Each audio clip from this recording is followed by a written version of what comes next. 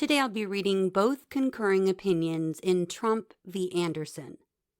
The first will be Justice Barrett's concurrence, which is only 2 brief paragraphs long. The second will be Justices Sotomayor, Kagan, and Jackson's concurring opinion. Enjoy. Justice Barrett, concurring in part and concurring in the judgment. I join parts 1 and 2B of the court's opinion. I agree that states lack the power to enforce Section 3 against presidential candidates. That principle is sufficient to resolve this case, and I would decide no more than that. This suit was brought by Colorado voters under state law in state court. It does not require us to address the complicated question whether federal legislation is the exclusive vehicle through which Section 3 can be enforced. The majority's choice of a different path leaves the remaining justices with a choice of how to respond. In my judgment, this is not the time to amplify disagreement with stridency. The court has settled a politically charged issue in the volatile season of a presidential election. Particularly in this circumstance, writings on the court should turn the national temperature down, not up. For present purposes, our differences are far less important than our unanimity. All 9 justices agree on the outcome of this case. That is the message Americans should take home. Justice Sotomayor, Justice Kagan, and Justice Jackson concurring in the judgment. If it is not necessary to decide more to dispose of a case, then it is necessary not to decide more. That fundamental principle of judicial restraint is practically as old as our republic. This court is authorized to say what the law is only because those who apply a rule to particular cases must of necessity expound and interpret that rule. Today, the court departs from that vital principle, deciding not just this case, but challenges that might arise in the future. In this case, the court must decide whether Colorado may keep a presidential candidate off the ballot on the ground that he is an oath-breaking insurrectionist and thus disqualified from holding federal office under Section 3 of the 14th Amendment. Allowing Colorado to do so would, we agree, create a chaotic state-by-state patchwork at odds with our nation's federalism principles. That is enough to resolve this case. Yet the majority goes further. Even though all 9 members of the court agree that this independent and sufficient rationale resolves this case, 5 justices go on. They decide novel constitutional questions to insulate this court and petitioner from future controversy. Although only an individual state's action is at issue here, the majority opines on which federal actors can enforce Section 3 and how they must do so. The majority announces that a disqualification for insurrection can occur only when Congress enacts a particular kind of legislation pursuant to Section 5 of the 14th Amendment. In doing so, the majority shuts the door on other potential means of federal enforcement. We cannot join an opinion that decides momentous and difficult issues unnecessarily, and we therefore concur only in the judgment. Part 1. Our Constitution leaves some questions to the states, while committing others to the federal government. Federalism principles embedded in that constitutional structure decide this case. States cannot use their control over the ballot to undermine the national government. That danger is even greater in the context of a presidential election.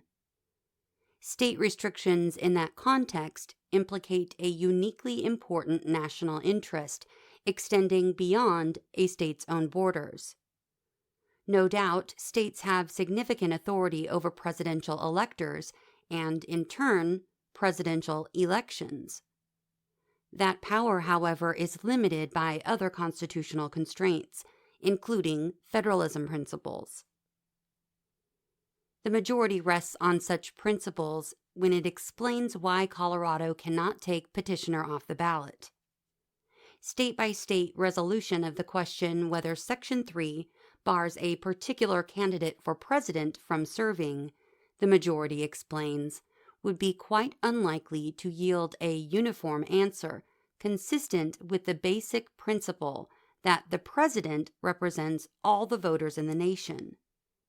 That is especially so, the majority adds, because different states can reach conflicting outcomes concerning the same candidate, not just from differing views of the merits, but from variations in state law governing the proceedings to enforce Section 3. The contrary conclusion that a handful of officials in a few states could decide the nation's next president would be especially surprising with respect to Section 3. The Reconstruction Amendments were specifically designed as an expansion of federal power and an intrusion on state sovereignty. Section 3 marked the first time the Constitution placed substantive limits on a state's authority to choose its own officials. Given that context, it would defy logic for Section 3 to give states new powers to determine who may hold the presidency. It would be incongruous to read this particular amendment as granting the states the power, silently no less, to disqualify a candidate for federal office. That provides a secure and sufficient basis to resolve this case. To allow Colorado to take a presidential candidate off the ballot under Section 3 would imperil the framers' vision of a federal government directly responsible to the people. The court should have started and ended its opinion with this conclusion. Part 2. Yet the court continues on to resolve questions not before us. In a case involving no federal action whatsoever, the court opines on how federal enforcement of Section 3 must proceed. Congress, the majority says, must enact legislation under Section 5 prescribing the procedures to ascertain what particular individuals should be disqualified. These musings are as inadequately supported as they are gratuitous. To start, nothing in Section 3's text supports the majority's view of how federal disqualification efforts must operate. Section 3 states simply that no person shall hold certain positions and offices if they are oath-breaking insurrectionists. Nothing in that unequivocal bar suggests that implementing legislation enacted under Section 5 is critical. In fact, the text cuts the opposite way. Section 3 provides that when an oath-breaking insurrectionist is disqualified, Congress may, by a vote of 2/3 of each house, remove such disability. It is hard to understand why the Constitution would require a congressional supermajority to remove a disqualification if a simple majority could nullify Section 3's operation by repealing or declining to pass implementing legislation. Even petitioner's lawyer acknowledged the tension in Section 3 that the majority's view creates.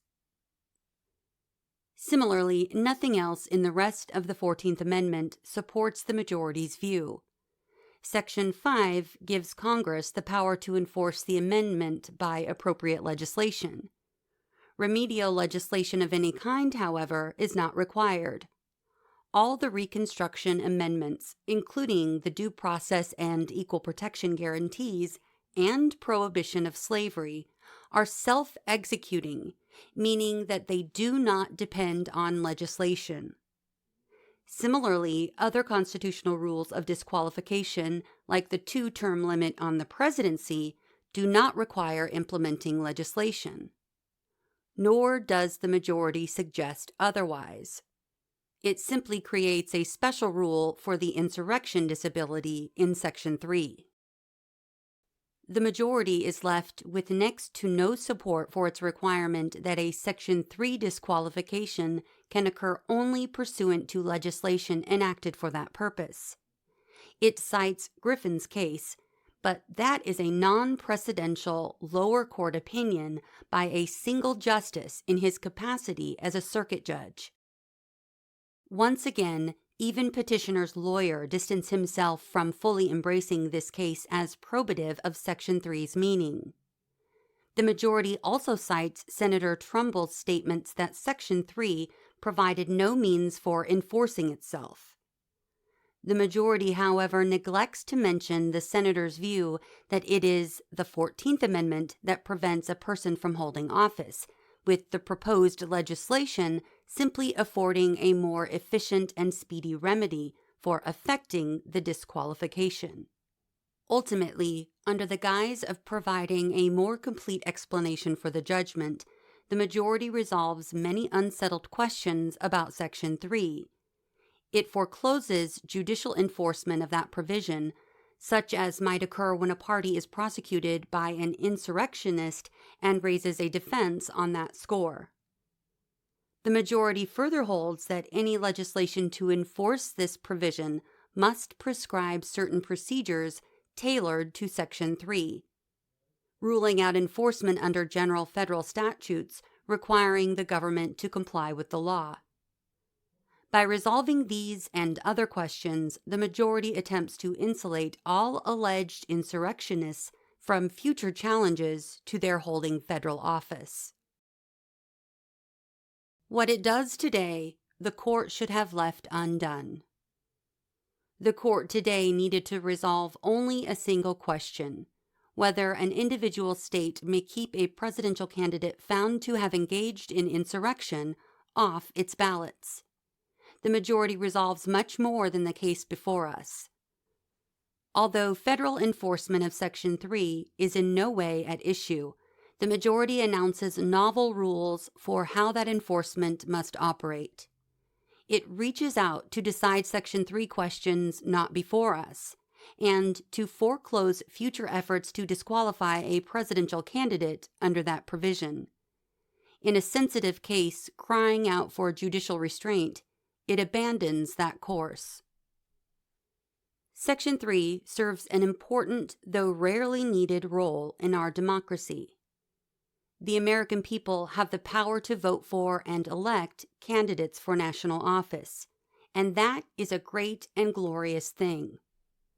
The men who drafted and ratified the 14th Amendment, however, had witnessed an insurrection and rebellion to defend slavery. They wanted to ensure that those who had participated in that insurrection and in possible future insurrections could not return to prominent roles. Today, the majority goes beyond the necessities of this case to limit how Section 3 can bar an oath-breaking insurrectionist from becoming president. Although we agree that Colorado cannot enforce Section 3, we protest the majority's effort to use this case to define the limits of federal enforcement of that provision.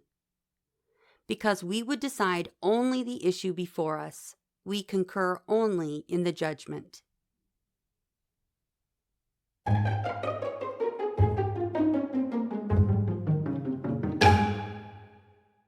We've come to the end of this opinion. Until next episode, thanks for listening to What SCOTUS Wrote Us.